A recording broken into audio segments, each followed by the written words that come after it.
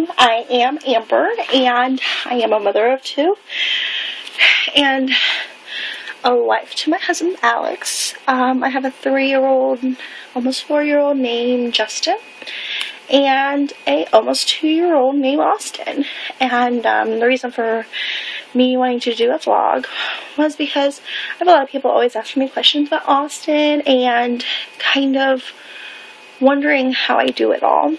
So, first off, Austin was born 6 days late. My placenta stopped working about 6 days before he was born, so it cut off the oxygen to his brain and the nourishment. So he's only 5 pounds 6 ounces and 18 3/4 inches long. We had him on Halloween, so Halloween he will be the big 2. He has been diagnosed with spastic quadriplegic cerebral palsy. A lot of people, when they hear quadriplegic, means that they don't feel the legs or anything like that, which is not true at all. Quadriplegic means it affects all 4 limbs.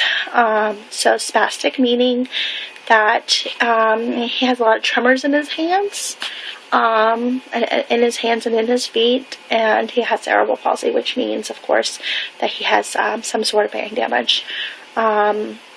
He's also been diagnosed with epilepsy. He has 3 different kinds of seizures.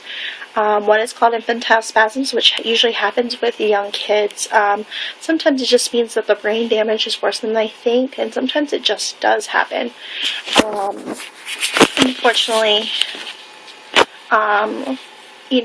his brain is worse than we thought it was. It affects a lot of his brain, but until we do another MRI soon, we won't know. He also has complex partials, and the third one we do not know what it is because we haven't been able to catch it on EEG, but we know it's neither one of those. He's also been diagnosed with tracheomalacia and laryngomalacia. This just means, malacia means floppy skin against the trachea and the voice box. He had surgery for the laryngomalacia, but it seems to be coming back a little bit, which we knew would happen.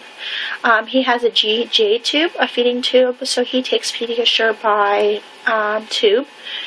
He also has been diagnosed with HIE, which is another brain damage that was caused at birth. He's been diagnosed with high muscle tone, torticollis, which is, the muscle in the neck is very, very tight, so it makes him favor one side rather than the other.